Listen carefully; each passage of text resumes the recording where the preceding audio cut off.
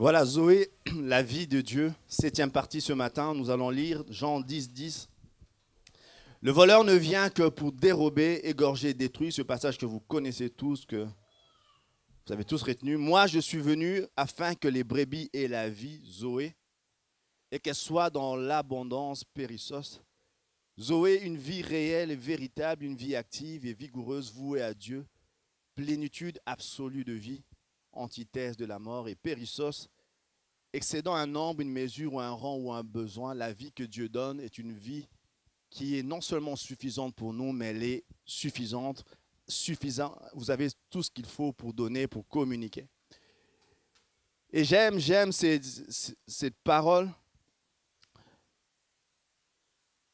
On avait vu il y a quelque temps, vous savez qu'il y a eu plusieurs, alors c'est Christian qui ont prêché également, que la vie de Dieu doit se manifester dans les caractères, dans les relations, mais aussi dans les actions. Et ce matin, nous allons voir mon troisième point,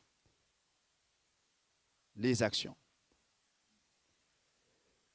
Et moi, j'aime quand Jésus présente les choses, il dit, il y a la vie que moi, je veux donner. Il y a un ennemi qui lui vient dérober, il vient prendre, il vient égorger. Mais moi, je suis venu faire tout à fait le contraire. Je suis venu pour communiquer la vie. Et moi, j'aime, parce que la vie que Christ communique a des caractéristiques. Alors moi, je me suis demandé, est-ce que j'aurai le temps de dire ce matin toutes les caractéristiques de la vie que Dieu veut nous voir vivre? Les évangiles sont remplis de ce que le Seigneur veut nous voir devenir. Et moi, je prie l'évangile de Matthieu. Et l'évangile de Matthieu, ceux qui lisent la Bible savent que Matthieu organise son évangile sur certains points. Il articule son évangile sur 5 discours de Jésus. Sur 5 discours de Jésus. Il commence par le sermon sur la montagne. À un moment, il parle de la mission. Et puis il parle du fait qu'on nous devons ressembler aux enfants. Il parle du pardon. Il parle enfin de la fin des temps. Il articule tout. Vous pouvez lire chez vous à la maison. L'évangile de Matthieu est articulé sur 5 discours. Et c'est l'un des évangiles où on parle énormément du fait de devenir un disciple. Il parle énormément du fait qu'il ne suffit pas simplement d'écouter, il faut devenir. Il faut apprendre à pratiquer. Et l'évangile de Matthieu, moi je me suis dit, est-ce que j'aurai le temps de structurer tout ça? Peu importe, on va commencer. Il y a 5 caractéristiques que Matthieu dégage dans tout son évangile. Il y a plusieurs chapitres. Et on va essayer de le voir à mon avis, c'est le premier en tout cas ce matin. 5 caractéristiques des actions de quelqu'un qui a la vie de Dieu. Il y a l'éthique, la mission, la vision, la constance, l'espérance. L'éthique, la vision, la mission, la vision, la constance et l'espérance. Et quand Jésus vient, il vient décrire à la fin de Matthieu, il envoie ses disciples aller faire de toutes les nations les disciples. Mais tout commence avec ce discours, le sermon sur la montagne. Quand vous lisez l'évangile de Matthieu, ça prend 3 à 4 chapitres. C'est long à lire. Mais Jésus vient, il détaille son programme de ce qu'un homme de Dieu, quelqu'un qui a la vie de Dieu, devait avoir. Et ce matin, je prendrai le premier point, l'éthique, le sermon sur la montagne. Matthieu 5 à 7, il y a 3 chapitres là. Et il conclut vers la fin du sermon sur la montagne. On avait lu il y a 2-3 semaines. C'est pourquoi toute personne qui entend ces paroles que je dis et les met en pratique, je la comparais à un homme prudent qui a construit sa maison sur le roc. Toute personne qui écoute la parole et qui met en pratique, Jésus le compare à quelqu'un qui va bâtir sa maison sur quelque chose de solide. Et moi, quand je lisais ça me faisait beaucoup de bien de savoir que ce n'est pas la parole de Dieu qui nous change. La parole de Dieu ne change personne, c'est l'application qui change personne, tout le monde. Je vois des gens foncer le sourcil. Je crois, moi, que la parole de Dieu a ce pouvoir de changer. Vous savez, il y a des gens,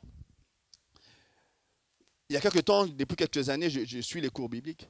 Et croyez-moi, la plupart des gens qui ont écrit le plus, qui ont commenté le plus la Bible, ce n'est pas forcément des chrétiens comme au sens où nous le croyons. Il y a énormément de gens sceptiques qui ont écrit toutes sortes de choses sur la Bible. Et je pense que ces gens-là connaissent la lettre absolument. Vous pouvez discuter avec eux et vous pouvez venir avec toutes sortes de versions. Ils connaissent même des versions que vous ignorez que ça existe. Parce qu'ils connaissent parfaitement la lettre. Mais ce qui fait le changement dans un cœur, ce n'est pas la connaissance comme cela, c'est l'application. C'est ça qui change tout. Jésus vient dire, à la fin d'un grand discours qui est, la plupart des gens disent, c'est le plus grand discours de tout le temps, ce qu'il est en train de faire là du sermon sur la montagne. À la fin, il dit, tout ce que vous avez entendu là, si vous ne le pratiquez pas, si vous n'appliquez pas, cela ne sert à rien. Est-ce que vous comprenez ça? La parole que nous entendons a de l'importance dans la mesure où nous l'appliquons. Dans la mesure où nous marchons comme... Et plusieurs fois, Jésus ne parle pas simplement du fait d'entendre, mais il parle du fait d'appliquer. Amen. La parole de Dieu a cette puissance de changer quelqu'un, de changer une personne, dans la mesure où elle n'est pas simplement entendue, dans la mesure où elle est appliquée. Il y a quelque temps, un siècle, il y avait à Sous-Astruy des hommes qui étaient en train de prier. Un réveil est survenu, l'Esprit de Dieu est descendu. Je ne sais pas si vous connaissez cette histoire-là. Et pendant 5 ans, il y a eu des choses extraordinaires qui se passaient là. Et vers la fin de ce temps, un homme se lève et il donne une parole prophétique. Il dit, il y aura à la fin de ce siècle, au début du siècle futur, toute une bande de gens qui chanteront de la musique chrétienne, qui feront toutes choses comme des chrétiens, d'un Dieu qu'ils ne connaîtront pas. Ils auront toutes sortes de manifestations extérieures, mais aucune pratique de ce qu'est réellement la vie chrétienne. Et ce matin,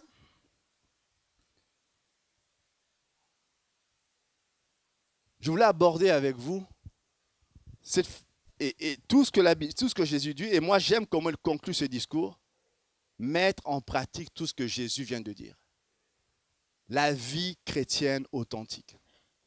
Je ne sais pas si vous avez déjà reçu comme moi, je ne sais pas, ça vous arrive des fois, moi des fois je reçois des nouvelles sur mon mail, un gars au Nigeria qui dit que je suis son héritier, que je gagne $1 million. Ça vous est déjà arrivé ça?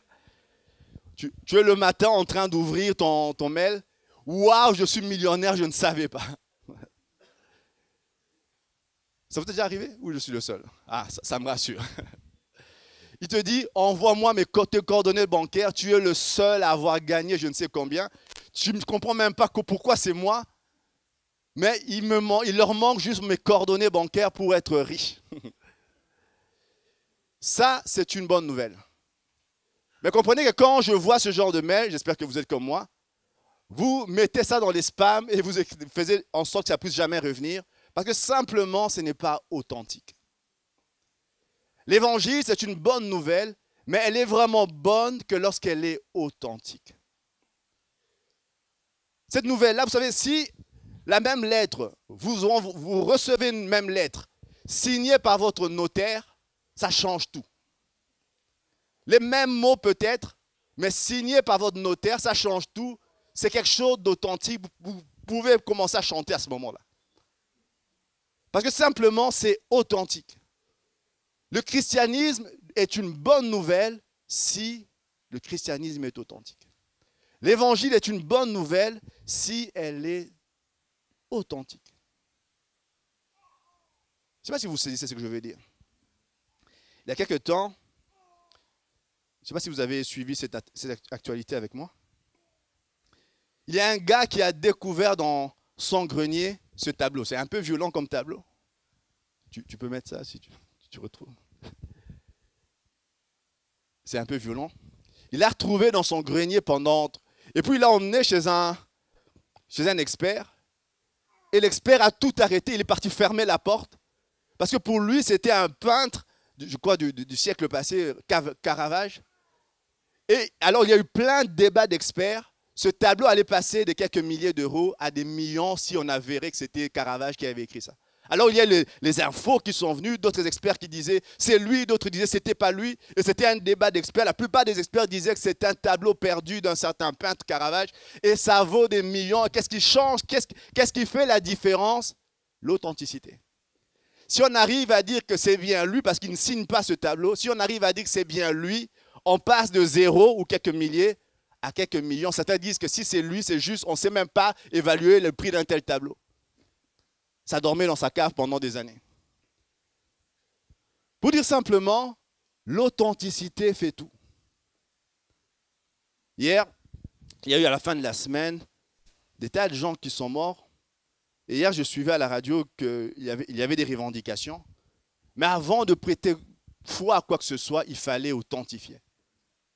Et la police, tout ça, les autorités étaient en train de voir en France si le message de revendication était réellement authentique. On peut dire toutes sortes de choses, mais ce qui fait la différence, c'est l'authenticité. C'est quoi l'authenticité? J'ai trouvé une définition de Larousse. Dans l'exactitude, la vérité ne peut être contestée, dont l'origine est indubitable d'une totale sincérité. Quand vous lisez la Bible, il semble, et je ne sais pas si vous êtes comme moi, quand je lis surtout les livres des Actes, il y a des choses extraordinaires qui se passent dans le livre des Actes. On voit des choses prendre place d'une façon extraordinaire. Et puis chapitre 5, comme un coup de tonnerre, un gars, les choses se passent dans l'église, des frères et sœurs de l'église se mettent à vendre leurs biens et apportent de l'argent à l'église. À tel point qu'on disait que dans ce temps-là, il n'y avait aucun indigent, il n'y avait aucun pauvre dans l'église parce que les gens les plus riches donnaient tout ce qu'ils avaient pour partager avec les autres. On va faire passer la scène, les offrandes maintenant. Pour dire simplement, il y a un moment, des choses extraordinaires se passent. Et puis on dit, acte 5, qu'un homme se lève, Barnabas, qui va, il vend son champ et il vient déposer l'argent aux pieds des disciples.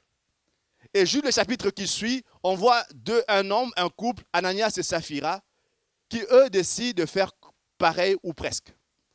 Ils vendent leur champ, un de leurs champs, apparemment ils en avaient plusieurs. Ils gardent une partie de l'argent et vont donner les autres comme Barnabas en disant, et quelque chose, et Pierre qui était devant, il dit, mais le champ était à vous. Que vous l'aurez gardé, que vous l'aurez vendu, c'est à vous. Vous aurez pu le garder. Vous aurez pu vendre et garder l'argent. Mais il décide de venir donner en disant, voilà tous. Il voulait faire juste les choses comme les autres. Et là, quelque chose qu'on n'a pas vu ailleurs, dans le Nouveau Testament en tout cas. À ce moment-là, Pierre dit une parole sur cet homme meurt, tombe et meurt. Quelques instants après, sa femme vient. Pierre repose la même question à la femme. La femme, elle est dans le même mensonge. Pierre dit une phrase et cette femme tombe et meurt. Moi, quand je lis ça, ça ressemble très peu aux histoires qu'on voit dans le Nouveau Testament. C'est souvent des choses qu'on voit dans l'Ancien Testament, mais c'est des choses... Et moi, je dis, waouh, Seigneur, quelle dureté dans cette façon de traiter ce couple. Et quand je lisais ces derniers temps, c'est comme si le Seigneur me disait, il était important que le peuple, parce que quand on lit la fin, on voit que tout le peuple était dans la crainte après. Et comme si le Seigneur me disait, il était important que dès le départ de la vie chrétienne, de mettre l'accent sur l'authenticité.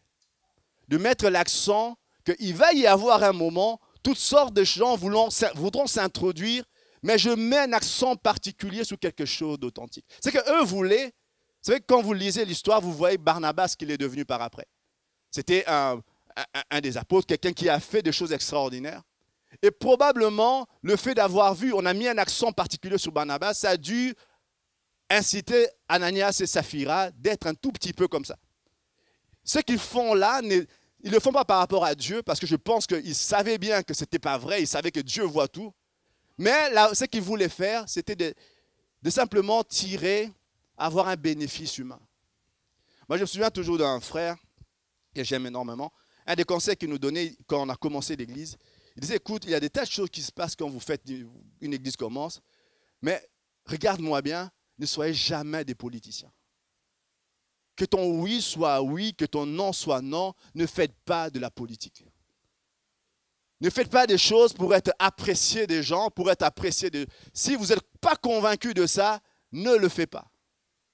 Et moi, c'est quelque chose, j'étais avec Christian ce jour-là, j'avais retenu ça, c'est quelque chose, on dit beaucoup de choses, on entend beaucoup de choses, mais ça, c'est une des choses qui m'avait vraiment frappé. Faire les choses par rapport à Dieu, non pas par rapport aux hommes. Et ça, c'est que le Seigneur, c'est que c'est produit pour Ananias et Saphira. Moi, je le vois comme une emphase que le Seigneur voulait mettre sur le fait d'être authentique. Le fait de ne pas faire les choses par rapport aux autres simplement, mais que le Seigneur soit le centre réellement. Et plus tard, on voit, juste cette période-là, et puis on voit Étienne qui décède, Étienne qui est tué, le peuple, les chrétiens se dispersent, et Jacques écrit une lettre. La plupart des historiens sont d'accord pour dire que c'est la première lettre, la première épître qui a été retrouvée, c'est l'épître de Jacques, c'est probablement le plus ancien. C'était la première lettre, la plus ancienne qui existe dans le Nouveau Testament. Même avant les évangiles, c'était la première lettre. Et Jacques écrit, c'est très tôt dans l'histoire de l'Église, Jacques écrit, non pas pour raconter des choses très spirituelles, on va dire, il écrit des choses hautement spirituelles, mais pour revenir sur l'authenticité de la vie chrétienne. Je sais pas si tu connais le livre de Jacques. Et la plupart des gens disent que c'est un des livres qui fait le plus référence au sermon sur la montagne. On va lire Jacques, il commence Jacques 1, 12. Je prends dans le désordre, il faut que tu suives. De la part de Jacques, serviteur de Dieu et du Seigneur Jésus-Christ, aux 12 tribus dispersées, salut. C'est lui qui écrit, moi, ce qui me frappe, avant qu'il se mette à parler de l'Évangile, il revient énormément sur le sermon sur la montagne, Jacques dans tout son livre. Mais moi, j'aime comment il se présente de la part de Jacques, serviteur de Dieu. La plupart des gens disent, il y a plusieurs Jacques dans la Bible. Et lui, ce Jacques qui parle, c'est le Jacques, le frère, le demi-frère de Jésus, le fils de Marie. C'est lui, ce Jacques qui parle. Ce n'est pas Jacques l'apôtre, lui, il est mort en premier, il est mort très vite. Jacques qui parle, c'est le Jacques, frère de Jésus. Et vous savez, quand il parle d'authenticité, moi, je me dis, ça a un poids. La plupart des autres ont vu Jésus pendant les 3 dernières années de sa vie. Lui, il peut dire, depuis qu'il est né, il connaît Jésus. Depuis qu'il est né, Jésus était le fils aîné de Marie. Et lui, depuis, je ne sais pas combien il était combien d'années d'écart ils avaient, mais depuis qu'il est né, il connaît Jésus.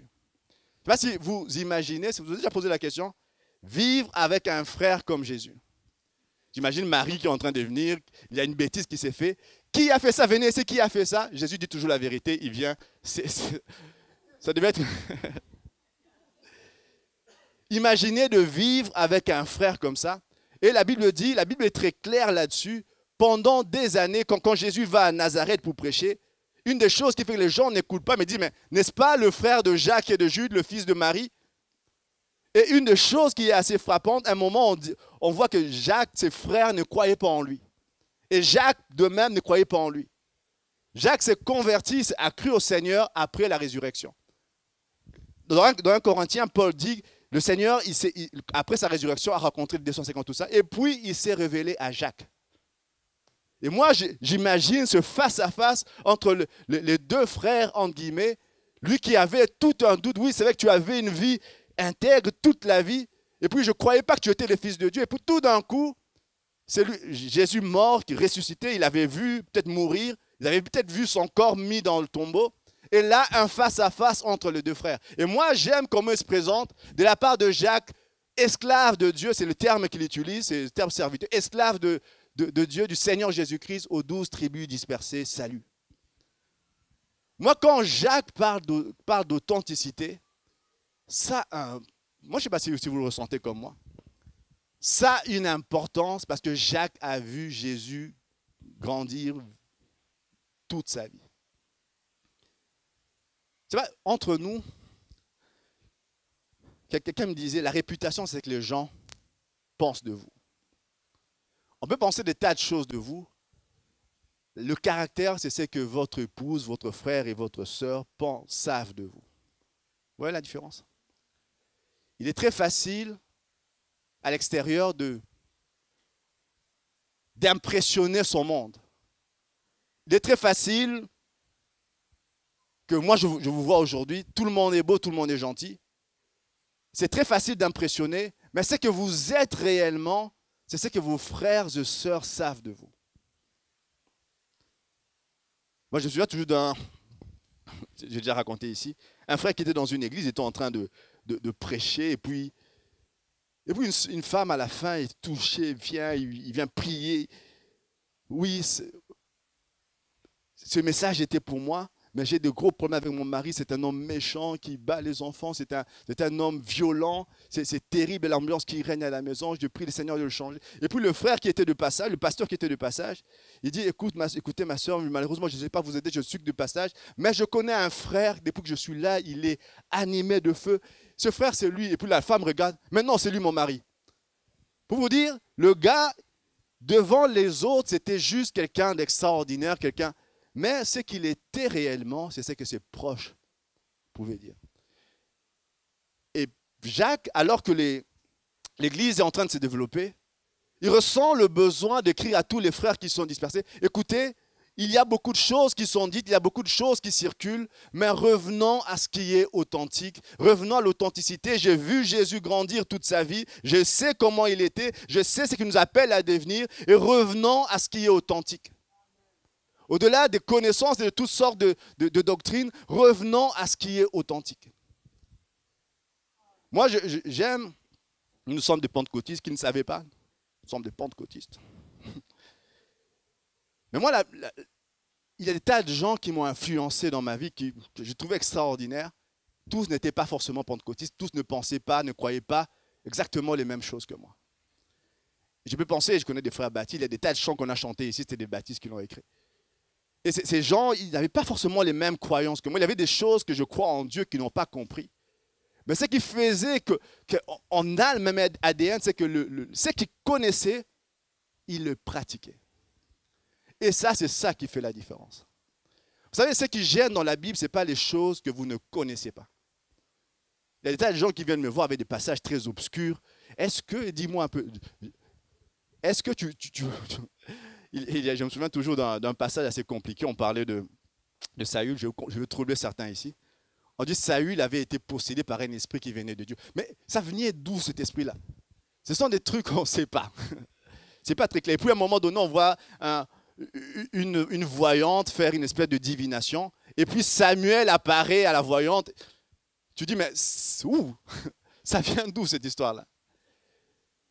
Et on a toutes sortes d'explications, de réflexions là-dessus. Mais comprenez-moi bien, avouons qu'il y a des choses dans la Bible que nous ne saisissons pas. Mais le peu que nous connaissons, si nous l'appliquons, ça a déjà le pouvoir de changer énormément de choses. Des fois, nous mettons l'accent sur des aspects. Est-ce qu'il y aura tribulation, pré-tribulation? La venue du Seigneur, c'est avant la tribulation, après la tribulation? L'enlèvement, c'est quand, à quel moment? Nous sommes cessationnistes, nous sommes pentecôtistes, certains d'entre vous ne savent même pas de quoi je parle en ce moment-ci. Pour dire, ce n'est pas ça le plus important. Le plus important, c'est que le peu que tu sais, tu pratiques cela. Ce que tu sais déjà du Seigneur, pratique-le à fond, à fond. Et nous, vous savez, les pentecôtistes, tout ça, nous sommes assez récents, entre guillemets, dans l'histoire de l'Église. Avant nous, il y avait des gens qui ont fait des choses extraordinaires. La dernière fois, Christian parlait de William Booth. Il n'était pas du tout pentecôtiste. Ils ont des gens qui ont fait des choses extraordinaires, des choses... Ils ont fait une différence. Pourquoi ça? Il y avait peut-être une partie de la révélation qu'ils n'avaient pas, mais le peu qu'ils avaient, ils pratiquaient cela. Il y avait des gens qui laissaient tout tomber pour faire simplement ce que le Seigneur leur demandait de faire. On peut dire, oui, il y avait des choses qu'ils n'avaient pas compris, tout ça. Oui, mais le peu qu'ils comprenaient, ils le faisaient à fond. Ils le faisaient à fond. Alors ce matin, nous pouvons nous concentrer sur ce que nous ne comprenons pas, ce qui n'est pas clair, ou nous pouvons simplement revenir et dire, ce que je sais déjà, je veux le pratiquer. Moi, je crois alors que nous le faisons, toutes les ressources du ciel deviennent à notre portée. Lorsque nous faisons cela, le Seigneur, il met juste à notre portée toutes les ressources du ciel. Quand Jacques écrit, c'est une lettre où il confronte ce qui n'est pas authentique. En ce temps-là, il y avait toutes sortes de trucs qui circulaient. Il y avait les légalistes qui, eux, disaient, il faut faire ça pour mériter le salut. Il y avait des gens qui venaient des mystiques. Tu vois, les chrétiens mystiques. Mystiques. Dernièrement, je lisais, c'est Steph qui m'avait montré. Et j'ai vu qu'en Europe, d'ailleurs, il y avait un groupe de chrétiens qui organisait un circuit pour aller dans les tombes, sur les tombes des anciens hommes de Dieu. On va chercher Spurgeon, on va chercher tous ces gens qui ont accompli des choses extraordinaires pour Dieu. Parce qu'il y avait une onction qui restait sur la tombe, alors on venait, on s'étendait sur la tombe pour avoir l'onction de ces gens-là. Il y a des chrétiens mystiques. Ça, ce n'est pas dans la parole de Dieu. Peu importe ce que vous allez vivre après, peu importe qu'il y ait des morts qui ressuscitent après, ça, ce n'est pas la parole de Dieu. Amen. Il y a des chrétiens, moi je me souviens, Samuel, il y a un frère qui a perdu son fils. C'est des moments terribles. Et puis, il y avait toutes sortes de gens qui venaient. Et puis, des gens qui venaient dire des paroles. Moi, des fois, je disais à côté, bon, tu écoutais. Mais moi, déjà, ça m'énervait à côté, alors j'imagine lui. Vous savez, ce n'est pas le moment de dire toutes choses concourent au bien de ceux qui aiment Dieu, je le sais très bien.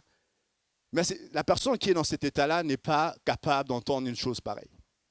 Quelquefois, la chose la plus spirituelle que vous pouvez faire, c'est juste serrer un bras, le tenir dans ses bras et juste vous taire. Ça, c'est peut-être la chose la plus spirituelle que vous aurez faite cette journée-là. Parce que simplement, à force de mysticisme, comme si le fait de pleurer quand cette situation arrive, c'était un manque de foi. Moi, je pense qu'il y a des chrétiens, on peut devenir des fois insensibles. Et quand les gens nous voient, on a l'impression de marcher sur l'eau comme des gens mystiques. Il y a des fois où, si vous êtes sincère, il y a des situations qui vous font peur, il y a des situations qui vous font pleurer. Et vous n'êtes pas moins spirituel parce que des fois vous avez peur, parce que vous pleurez. Et il y avait des chrétiens, toutes sortes et il y avait un certain relativisme qui traversait l'Église à ce moment-là. Où les gens, et c'est quelque chose qui a tout un sens encore actuellement, où il y a des gens qui peuvent penser, tout finalement se vaut. Toi, tu penses ça, moi, je pense ça. Finalement, chacun garde un peu sa position. Et puis, chacun, Dieu, il va nous bénir tous. Chacun, lui, moi, je pense ceci, toi, tu penses là. Il n'y a pas de vérité absolue. Chacun a un peu sa façon de voir. Et Jacques il vient confronter tout ça. Et moi, j'aime cette phrase avant de Jacques 1, 21. Il dit, c'est pourquoi, rejetant toute souillure et tout débordement de méchanceté, recevez avec douceur la parole qui a été plantée en vous et qui peut sauver vos âmes. Et le verset qui suit, on remonte, le 14. C'est pourquoi, rejetant toute souillure, non, je suis en train de te perdre, le 9, et le verset qui suit, il dit, mettez en pratique la parole, ne vous contentez pas de l'écouter en vous trompant vous-même par de faux raisonnements. J'aime parce qu'il dit, rejetant toute souillure et tout débordement de méchanceté, recevez avec douceur la parole qui a été plantée en vous et qui peut sauver vos âmes. Si tu ne trouves pas, ce n'est pas grave, tu peux mettre le 9. Non, le diapositive 9. Mettez en pratique la parole, ne vous contentez pas de l'écouter en vous trompant vous-même par de faux raisonnements. L'apôtre Jacques dit ceci, il dit, c'est pourquoi, rejetant toute souillure et tout débordement de méchanceté, recevez avec douceur la parole qui a été plantée en vous, qui peut sauver vos âmes. Et il poursuit, mettez en pratique la parole, ne vous contentez pas de l'écouter en vous trompant vous-même par des faux raisonnements. Bien de fois dans la vie chrétienne, c'est quelque chose qui me frappe encore plus actuellement. Il y a des tas de gens pour qui nous prions, pour qui nous souhaitons tellement une croissance, mais les choses ne se font pas, non pas parce qu'ils ne savent pas, ne connaissent pas les promesses de Dieu, pas simplement ça. Mais moi, je crois aussi que c'est parce que nous ne mettons pas assez en pratique ce que nous connaissons. Et l'apôtre Paul dit, Jacques dit, rejette toute souillure et tout débordement de méchanceté. Et moi, j'aime, parce que le terme débordement de méchanceté, le terme souillure plutôt, c'est un terme qui veut dire saleté, qui veut dire toutes sortes de choses, mais ça veut aussi dire le cérumen dans les tympans. Vous voyez ce que c'est? Le cérumen dans l'oreille? C'est pas propre, hein, tout ça. Et quand il disait rejette toute souillure, rejette ces bouchons qui t'empêchent d'entendre. Rejette toutes ces choses qui t'empêchent de saisir les réalités spirituelles et reçois avec douceur la parole qui a été plantée en toi. Moi, quand je lisais ça, c'est des pensées qui venaient dans mon cœur comme ça. Il y a une parole qui est capable de changer un cœur, qui est capable lorsqu'elle est entendue, lorsqu'elle est appliquée. Mais je ne sais pas si ça vous est déjà arrivé, moi ça m'est en tout cas arrivé, que vous vous trouvez dans une réunion parce que vous avez toutes sortes de choses à régler avec le prédicateur qui est en train de parler. Vous sortez de la réunion, les gens te disent, ils ont été bénis, ils ont été touchés par ça. Toi, tu as eu l'impression de ne pas avoir été au même endroit qu'eux. Ben, simplement, ce n'est pas la qualité du message, mais toi, tu n'étais pas en capacité d'entendre quoi que ce soit. Rendez-vous compte, il y avait Jésus qui était en train de parler à toutes sortes des scribes, des pharisiens, des paroles que nous trouvons 2000 ans après, waouh, extraordinaire. Il y a des gens qui, à ce moment-là, entendaient Jésus le prononcer de lui-même, qui sont partis de là furieux en se disant comment on va faire pour le tuer. Pour dire simplement, la disposition qu'on a dans le cœur va déterminer ce qu'on va entendre de Dieu. Et moi, je dis, lorsqu'on entend la parole année après année et qu'on ne la pratique pas, il y a quelque chose qui se fait dans le cœur, c'est que vous devenez tout doucement fermé et insensible. Moi, une des choses qui me fait peur, c'est un gars qui vient à l'église année après année et qui ne se convertit pas, qui ne se change pas. Ce qui va se passer, c'est qu'il va s'habituer à toutes ces vérités et progressivement, il risque de devenir insensible. Et cette chose-là guette tous les chrétiens. Si Dieu vous parle sur un domaine particulier et que vous fermez votre cœur là-dessus, et vous dites, Seigneur, je comprends que c'est faux, mais je comprends que ce que je fais n'est pas bien, mais je me ferme là-dessus. Ce qui va se produire dans vous, c'est que vous allez progressivement devenir insensible. Vous allez progressivement, et moi, il y a bien des années, vous savez, il y a des gens qui disent des choses qui vous touchent. Et moi je suis le pasteur Vernon, qui est décédé, mon premier pasteur, qui disait cette phrase, Dieu parle une fois, Dieu parle deux fois, mais moins on l'entend, moins Dieu nous parle. Je ne sais pas si vous saisissez ça. Si Dieu vous dit quelque chose que vous ne mettez pas en pratique, il dit, Seigneur, révèle-moi encore des choses, dis-moi encore des choses. Le Seigneur va vous redire probablement la même chose. Et plus le temps passera, plus vous serez endurci, moins il vous parlera. Ce matin, alors que j'étais en train de préparer ce message, que le Seigneur nous aide à savoir recevoir avec douceur la parole de Dieu. Le Seigneur nous aide. Vous savez, même pendant que je parle actuellement, c'est une vérité, c'est une vérité. Si je vous énerve, ma chemise vous énerve, peu importe, si quelque chose vous énerve actuellement, vous serez incapable d'entendre ce que je suis en train de vous dire parce que simplement vous êtes énervé par quelque chose. Quelque chose vous irrite, je vous ai énervé par une situation, peu importe. Si quelque chose vous énerve, le message que je vous dis il y aura juste quelque chose qui va vous empêcher d'entendre. Ce matin, Jacques dit, avant de commencer, avant de pratiquer, recevez avec douceur la parole qui a été plantée en vous et qui a cette capacité de sauver vos âmes. Et il va plus loin, c'est qu'on dit, mettez en pratique la parole, ne vous contentez pas de l'écouter en vous trompant vous-même par des faux raisonnements. L'Église telle que nous sommes actuellement, et quand Jacques parlait de ça, c'est l'Église primitive, l'Église des Actes des Apôtres. C'est pour nous un modèle, cette Église-là.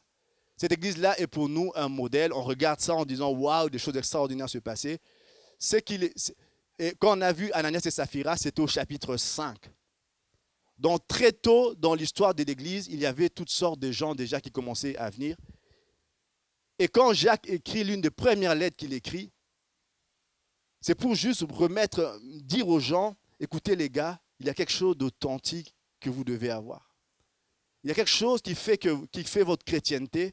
Ce n'est pas la somme de vos croyances, c'est la façon dont vous pratiquez. Il y a quelque chose qui va faire l'authenticité de la parole de Dieu. Ce n'est pas la somme de choses que vous allez confesser, c'est la façon de vivre. Ce n'est pas la somme de choses que vous allez dire. Et moi, j'aime ça, parce que quand j'étais en train de préparer, je dis, Seigneur, ça c'est une prédication de l'école du dimanche. Et moi, j'avais cette confirmation du Seigneur, commencez à pratiquer ce que vous avez appris à l'école du dimanche. Vous savez, la parole de Dieu, elle est simple. Quand vous lisez le Sermon sur la montagne, c'est des choses assez simples. quand Jésus dit, tu aimeras, vous avez entendu dire que tu aimeras ton prochain, tu haïras ton ennemi. Mais moi, je vous dis que tu aimeras ton ennemi, tu le béniras, tu prieras pour lui. Vous avez entendu dire que, et moi, je vous dis que. Et quand vous lisez tout le sermon sur la montagne, croyez-moi, c'est des choses simples. Et Jésus commence son ministère dans le premier discours que Matthieu reprend. C'est un discours qui comprend des choses simples, mais de ces choses simples dépend tout le reste. Avant même de parler de mission, avant de dire que allez prêcher, faites des choses extraordinaires comme il parlait aux apôtres, c'est le deuxième discours qu'il fait. Le premier discours, c'est des choses simples. Et si ces choses-là ne sont pas en vous, le Seigneur insistait là-dessus. Il disait, si vous ne pratiquez pas ça, et à un moment il dira, plein me diront, Seigneur, Seigneur, n'avons-nous pas fait? Et le Seigneur dira, éloignez-vous de moi, vous qui ne pratiquez pas la justice, vous qui ne marchez pas dans la justice. Pratiquer, et moi j'aime cette insistance que le Seigneur fait. Amen. Je te reçois. 15e diapositive. Un faux raisonnement. Il dit ne vous trompez pas par des faux raisonnements. Un exemple de faux raisonnement, c'est de penser que la révélation conduit à la transformation. Et c'est seulement quand on est transformé qu'on peut commencer à agir. Ma flèche s'est perdue là-dessus. Il faut décaler ça sur le côté. La révélation conduit à la transformation. Il y a quelque chose que je connais de Dieu, que le Seigneur vient de me dire, ça conduit à la transformation. Et puis seulement l'action vient après. Mais Jacques dit, la révélation doit conduire à l'action et l'action va te conduire à la transformation. Il y a des choses que tu connais de Dieu, ça doit conduire à une action. Et si l'action est faite, ça conduira à une transformation. Dernièrement, j'étais en train de parler avec un frère, on travaillait ensemble, tout ça. Et il est en train de me dire combien c'était cette année, c'était la première fois qu'il a jeûné, la première fois de sa vie qu'il se lève tôt pour prier. Vous savez, il y a des fois, on dit des tas de choses, on se dit que ça passe, ça entre là, ça sort là. Mais là, tu voyais quelque chose. Et il racontait tout le bénéfice que ça a eu dans sa vie. La révélation doit conduire à l'action. Et c'est seulement quand l'action est faite qu'on peut commencer à en voir les fruits. Il y a des tas de choses, nous raisonnons des fois différemment. Nous accumulons la révélation et nous espérons une transformation d'une façon un peu presque magique pour que les actions s'en trouvent changées. Je ne sais pas si vous saisissez ce que je veux dire. Mais Jacques dit, il faut que ce que tu connais de Dieu puisse influencer ta façon d'agir. Si ta façon d'agir change, alors là, la transformation va venir. Je ne sais pas si vous saisissez ce que je dis maintenant.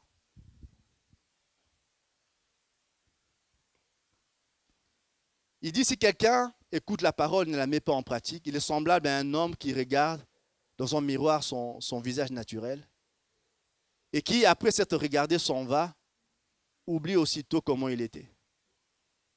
Mais c'est lui qui aura plongé les regards dans la loi parfaite, la loi de la liberté, et qui aura persévéré, n'étant pas un auditeur oublieux, mais en se mettant à l'œuvre, celui-là sera heureux dans son activité. Si quelqu'un écoute la parole et ne la met pas en pratique, comme je vous dis, Jacques revient souvent sur l'épître, sur le serment sur la montagne. Il est semblable à un homme qui regarde dans un miroir son visage naturel et qui, après s'être regardé, s'en va, oublie aussitôt comment il était. Vous savez, des fois, quand nous écoutons la parole, nous pouvons avoir, ce que je disais, de mettre en garde notre propre cœur. Parce que bien des fois, il y a des choses qui peuvent être dites. Et il peut arriver, et j'en parle parce que ça m'est arrivé, qu'on devienne simplement insensible dans un domaine particulier. C'est-à-dire lorsqu'on va devant la Bible et que la chose est claire, elle est dite, elle est pour nous, ou la prédication est claire, elle est dite et que ça peut nous toucher, mais nous sommes juste dans une situation où nous refusons de nous regarder tel que nous sommes réellement. Ça vous est déjà arrivé, donc vous êtes dans une église où vous êtes en train de prêcher, quelqu'un dit Amen, mais ne dit pas Amen pour lui parce qu'il espère que c'est un autre qui est touché. Vous avez déjà vu ça? Il dit ça c'est bon, mais c'est pour lui. On dit des choses, waouh, c'est extraordinaire, il regarde si une telle personne est présente dans la salle. Parce que pour lui, le message, ce n'est pas pour lui, mais c'est pour la personne qui est là. Ou un couple, on est en train de prêcher, il est en train de taper son mari, ça c'est pour toi. Pour dire simplement que lorsque nous venons devant la parole de Dieu, la première chose, ce qui va nous permettre et ce qui est souvent source de victoire, c'est de considérer que c'est un miroir et nous devons d'abord nous voir nous-mêmes dans le miroir. Et moi, je pense que si on n'est pas complaisant par rapport à ce que nous sommes, un miracle devient possible, un changement devient possible. Il y a bien des années, il y a des choses extraordinaires que nous connaissons de Dieu. Et ces paroles de la Bible où l'homme de Dieu dit dans Ésaïe, « Ainsi en est-il de ma parole qui sort de ma bouche et ne retourne pas à moi sans avoir accompli ses effets. » Vous connaissez ce passage? Et combien ce passage, moi j'aime ce passage. C'est parmi les premiers passages quand je venais jeune converti, que je connaissais, que je méditais, que je mémorisais. Et combien après des années, on peut se rendre compte, mais Seigneur, j'ai l'impression que cette parole ne s'applique pas chez tous. Il y a une parole qui est dite, il y a une parole qui est censée changer des cœurs et des vies. Mais tu as juste l'impression que pendant des années, il y a des gens chez qui il n'y a pas ce changement-là. Alors, soit on remet en question la parole qui est dite, ou on se repose des choses autrement. Moi, ces derniers temps, je suis persuadé, je suis convaincu que l'exactitude de ce qui est dit n'emmène pas forcément un changement. Dernièrement, je vais vous donner une référence, j'ai un exemple un peu trivial de quelqu'un qui venait me voir en consultation et je fais une prescription, il revient me voir 2-3 jours après, avec les mêmes symptômes. Tu as pris le médicament? Non, je n'ai pas pris le médicament, mais j'ai l'ordonnance là. Pour dire simplement, tu sais ce qu'il faut faire, c'est écrit, tu ne l'as pas fait, mais tu veux qu'il y ait quand même un changement et tu te balades avec une révélation, j'ai l'ordonnance. Et l'ordonnance, ça n'a vraiment d'efficacité que lorsque tu vas à la pharmacie, tu prends le médicament. C'est nécessairement là, à ce moment-là, qu'il y a quelque chose qui se passe, une guérison peut se produire. Et moi, je pense que dans la vie chrétienne, quelquefois, on est comme ça. Il y a des tas de choses qu'on connaît de Dieu et on se balade avec la révélation en chantant « Moi, je sais ». En danse, moi, je sais, moi, je connais plus. Il y a toutes sortes de débats qui peuvent se... Et moi, je sais. Mais ce qui fait le changement, ce qui fait la différence, ce n'est pas ce que tu sais, c'est ce que tu fais. C'est ce que tu pratiques réellement. Donc, quand j'étais en train de lire ça, j'étais en train de penser à tous ces gens d'autrefois. Je pensais à tous ces chrétiens. Je me souviens d'un homme, c'est un journaliste qui s'est converti. Il disait quelque chose qu'il a fait, qu'il vienne au Seigneur. Lui, il couvrait toutes les zones de guerre et de conflit, là où il y avait des traumatismes, toutes sortes de choses. Et il disait, il y a quelque chose qui me frappait. À chaque fois que j'allais dans un village perdu le plus loin possible, tremblement de terre, des gens en train de mourir, j'étais parmi les premiers à arriver avec toute mon équipe, qui je voyais sur place, qui était là depuis des années, des chrétiens. Dans des coins perdus, je ne peux pas imaginer. Et tu vas, là, ils te disent, il y a des missions baptistes, ménonites, tout ce que vous pouvez dire dans un coin. Et pendant des années, alors qu'une caméra n'est là pour voir, eux, ils sont là en train de travailler. Et vous, les ONG débarquent, toutes les caméras débarquent avec eux. Et puis quand tout est fini, la caméra, l'attention du monde se porte ailleurs, tout le monde s'en va, qui reste encore là, ce sont les mêmes chrétiens. Avec on peut dire, certains d'entre eux, une révélation qui n'est pas comme la nôtre. On peut dire peu importe ce qu'on peut dire, mais le peu qu'ils savaient, ils le pratiquaient. Le peu qu'ils savaient. Vous savez, il y a des fois, vous rencontrez des chrétiens, vous confessez les mêmes choses, mais quand vous parlez avec lui, vous avez l'impression que vous n'avez pas le même ADN. Pourtant, vous regardez la doctrine, mais c'est pareil, on pense ça, mais il n'y a pas le même ADN. Vous rencontrez un gars qui n'est pas dans le même iste que vous, mais quand il vient, baptiste, pentecôtiste, quand on dit iste, c'est ça, mais quand vous venez discuter avec lui, tu as l'impression, mais il y a juste quelque chose qui me fait que je connais, on se comprend ce qu'on est en train de se dire. Parce que simplement, le peu qu'il connaît, il le pratique énormément. Il y a des choses qui lui échappent, que Dieu lui révèle, mais ce qu'il sait de Dieu, il le met en pratique et quand vous vous retrouvez, il y a quelque chose qui se passe entre vous. Ce qui va nous juger, ce n'est pas ce que nous ne comprenons pas, mais c'est ce que nous comprenons, mais que nous ne pratiquons pas. Nous connaissons énormément de choses, il nous faut pratiquer ce que nous connaissons. Moi, je crois qu'il y a toujours une dichotomie entre un gars qui connaît énormément de choses, mais quand dans sa vie, dans ses relations avec tous les gens, c'est toujours conflictuel. Il connaît plein de choses. Il connaît plein de choses.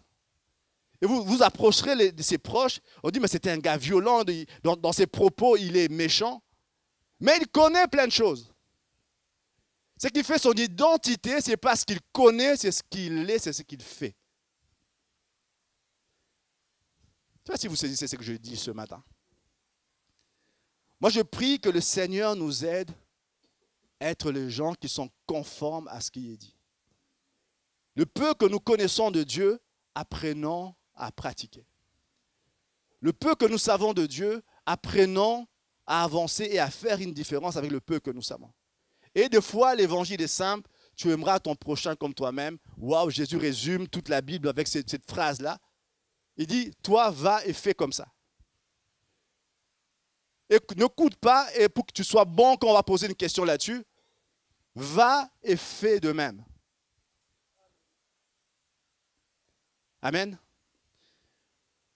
Vous savez, le terme disciple, c'est un terme que Matthieu utilise beaucoup. C'est un terme qui veut dire apprenti. Quand on prenait un disciple, un maître avait un disciple, c'était un apprenti, quelqu'un qui venait et qui apprenait les choses à ses pieds. Tu faisais ça, lui faisait comme toi. Tu faisais autrement, lui faisait exactement comme toi. Et c'est le terme que le Seigneur utilise. Il veut que nous soyons ses apprentis. Il veut que nous faisons comme lui a fait. Il sait qu'il y aura des moments où tu ne feras pas exactement comme lui aurait voulu. Il te corrigera à ce moment-là, mais il veut que tu fasses déjà ce que lui te dit de faire. Et moi, je pense que lorsqu'on le fait, toutes les ressources du ciel nous sont disponibles à ce moment-là. Des fois, nous nous étonnons, Seigneur, tu n'as pas fait, tu n'as pas dit, ta parole déclare. Et Dieu dit, j'aimerais faire, j'aimerais dire, j'aimerais accomplir ce que je dis, mais simplement, tu ne me mets pas en condition de faire ce que je dois faire. Ce matin, je prie pour que... Ce n'est pas un message contenant une nouvelle révélation. C'est un message revenant sur ce que nous savons déjà. C'est un message, et moi j'aime Pierre. Vous savez, je l'avais dit la dernière fois, l'épître de Jacques était l'un des écrits les plus controversés, entre chez les protestants, parce qu'il mettait beaucoup l'accent sur le fait de faire des choses. Alors que les protestants, on était sauvés par la foi, tout ça, Martin Luther proclamait ça. Et quand il lisait Jacques, ça semblait être en contradiction. Il disait, c'est pas il appelait ça l'épître de paille. Parce qu'il avait un doute là-dessus. Moi, je pense qu'il n'avait pas compris une chose. Je ne vais pas dire, oui, il n'avait pas compris, c'était un grand théologien. Mais comme Jacques le dit lui-même, la foi sans les œuvres, ça ne sert à rien. Si tu dis que tu as la foi et que tes œuvres ne suivent pas, que tu as des remplis d'œuvres mortes, tes œuvres ne suivent pas, alors ta foi n'est qu'une confession, une croyance et n'est pas la foi.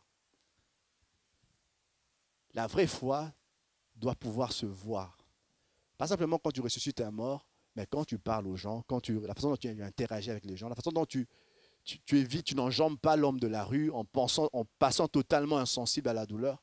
La façon dont tu réagis au quotidien, c'est là qui te permet. Et moi, je crois, tout ce que nous faisons au quotidien, notre vie chrétienne en réalité ne se vit pas les dimanches ici à l'église.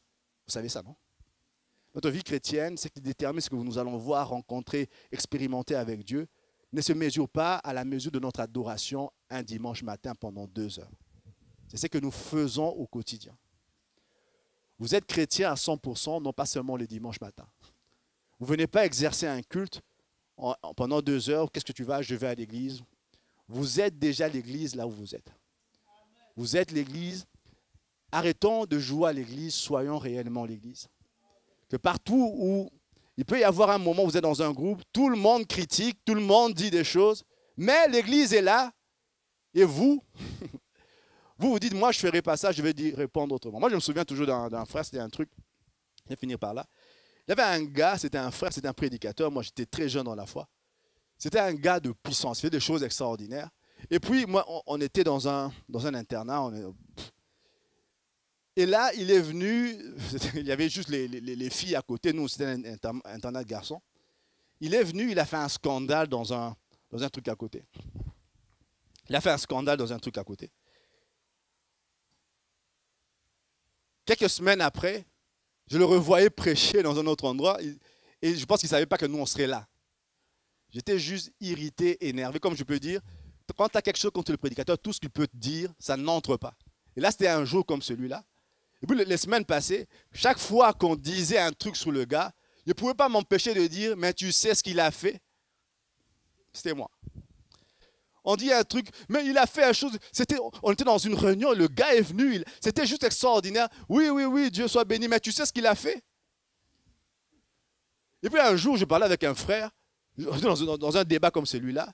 Et puis un frère, c'était un de mes proches, c'est comme Christian, mais c'est un de mes proches, il m'arrête et dit, écoute, il me regarde dans les yeux devant tout le monde, il me reprend devant tout le monde. Mais je dis, mais tu étais avec moi quand on a vu ça?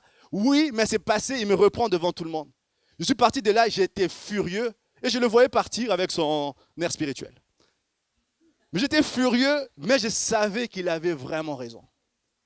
Je savais à ce moment-là, l'Esprit de Dieu me reprenait à ce moment-là. Et chaque fois que j'étais dans cette disposition-là, je ne me sentais pas bien, je ne savais pas d'où ça venait. Mais à ce moment-là, c'était un de mes plus proches, je sais qu'il m'aime énormément. Mais je sais aussi que ce qu'il disait à ce moment-là était violent, mais était profondément vrai. Je me suis repenti, tout ça. Pour dire simplement, arrêtons de jouer à l'église, soyons l'église. Arrêtons de dire, de penser que je suis dans un truc, les choses ne se passent pas bien. Je cherche un responsable. Zor, tu es disponible? Tu es là, non? Alors fais la différence, tu es l'église. Fais la différence, tu es l'église. Les situations sont un peu ambiguës et les gens vont dans tous les sens, mais toi tu es là, tu es l'église. Fais la différence parce que tu es là. Ce matin, je me disais, c'est l'avant-dernière diapositive, Jacques invite les chrétiens à retrouver leur ADN. Je parlais d'un frère tout à l'heure qui me parlait souvent de cette expression. Il dit, tu peux travailler avec quelqu'un seulement si vous avez le même ADN.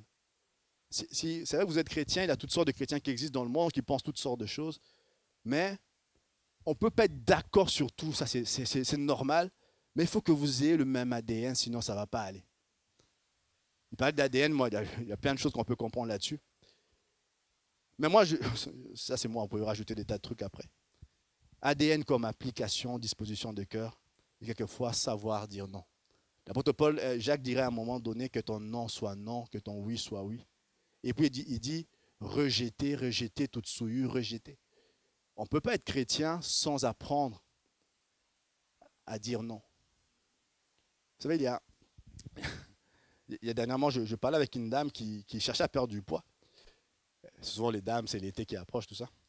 Elle est venue me voir en me disant, mais écoute, ça ne marche pas, je mange ça, je mange ça, je mange ça, je mange ça. Je mange des légumes, je mange toutes sortes de trucs. OK. Et puis, tu es embarrassé, mais c'est vrai que ça ne marche pas. Et vous êtes sûr, vous mangez vraiment? Oui, oui, je mange ça, je mange ça. OK. Est-ce que vous mangez aussi ça, ça? Oh, bah oui. Oui. Pour que ça marche, il ne faut pas simplement manger certains trucs. Il y a d'autres trucs qu'il ne faut pas manger non plus. Comment? Les sœurs disent Amen. Il y a une révélation profonde qui vient de... Donc, elle venait me dire des choses qu'elle mangeait. Je crois qu'il y avait des choses qu'elle ne savait pas que c'était très calorique. Et elle vient raconter d'autres choses qu'elle ne savait pas qu'elle faisait, mais qui anéantissaient tout le reste. Tous ces efforts, tout ça, vous avez mangé une salade toute une journée, vous avez faim, tout ça. Et elle prend un soda, elle ne savait pas que c'était plus calorique qu'un repas des fois. Pour dire simplement, ce n'est pas simplement ce que nous recevons qui va faire une différence, mais c'est des fois des choses auxquelles nous disons, nous savons dire non.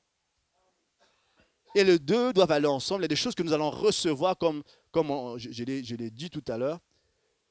Il y a des choses que recevez avec douceur la parole, mais il y a des choses que nous devons rejeter. Et c'est seulement dans la mesure où il y a cet équilibre entre ce qu'on rejette et ce qu'on reçoit qu'une croissance devient possible. Amen. Tout à l'heure, je vous ai parlé du passage d'Ésaïe, quand Dieu dit « Ma parole ne retourne pas en moi sans avoir accompli ses effets ». Le chapitre qui suit, voilà ce que le prophète dit. Voici ce que le Seigneur déclare, respectez le droit, faites ce qui est juste, car le salut que j'apporte est proche, il va venir, et on verra que je tiens à ma promesse. Respectez le droit. Dans certaines versions, on dit connaissez la loi et faites ce qui est juste. Ne connais pas simplement le droit, tu peux le réciter, mais fais ce qui est juste et tu verras que je tiens ma promesse. Il y a les promesses de Dieu. Dieu est fidèle, sa parole tient. Ce qu'il a dit, ce qu'il vous a dit, s'accomplira dans la mesure où vous le mettez en position pour accomplir ce qu'il vous a dit.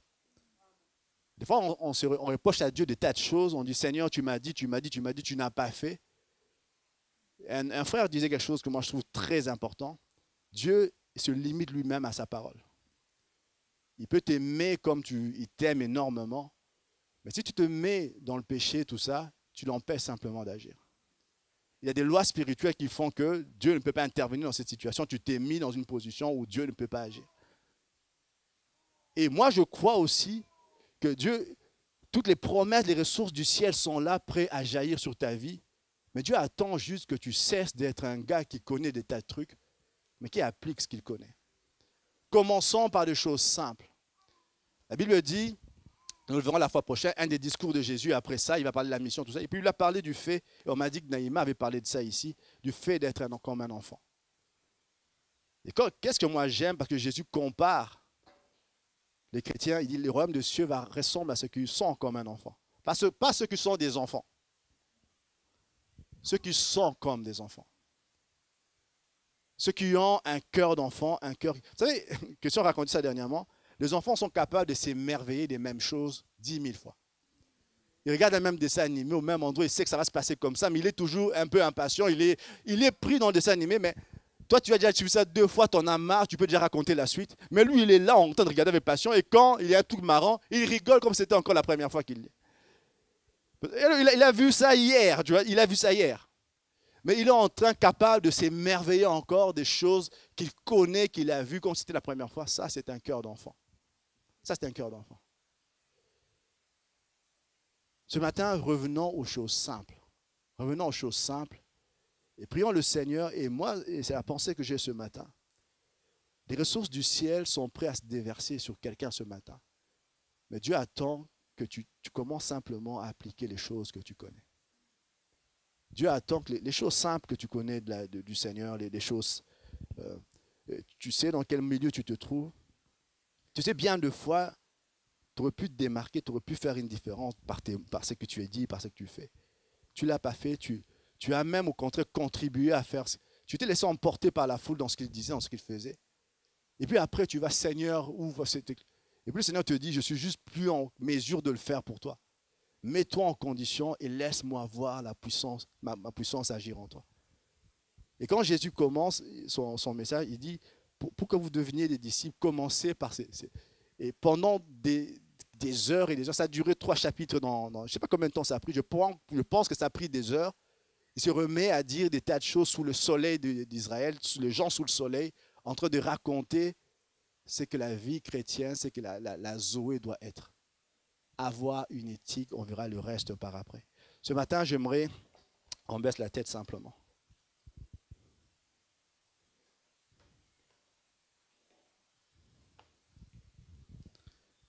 J'ai vraiment cette pensée que les ressources du ciel, c'est une image comme s'il y avait un nuage de faveur et de grâce, les ressources du ciel qui sont juste prêts à se déverser sur un cœur, sur une âme. Mais le Seigneur voudrait que tu lui donnes accès simplement. Qu'il y ait dans ton cœur des choses que tu fais, des choses que tu dis, des choses que tu... La façon d'agir, on ne parle pas de salut. Ils vont me dire, ah frère, tu prêches le salut par les actes. Non, non, non, je ne parle pas de ça. Je ne parle pas de salut, ça c'est par la foi. On l'a dit, on le sait. Mais il y a des choses que le Seigneur veut envoyer, des choses que le Seigneur veut donner. Mais il a dit, respecte les doigts et fais ce qui est juste. Car le salut que j'apporte est proche. Il est là, il est déjà là. Il va venir et tu verras que je tiens ma promesse. Mais respecte le droit et fais ce qui est juste. Respecte le droit, connais la loi. Et ne te borne pas simplement à connaître, mais fais.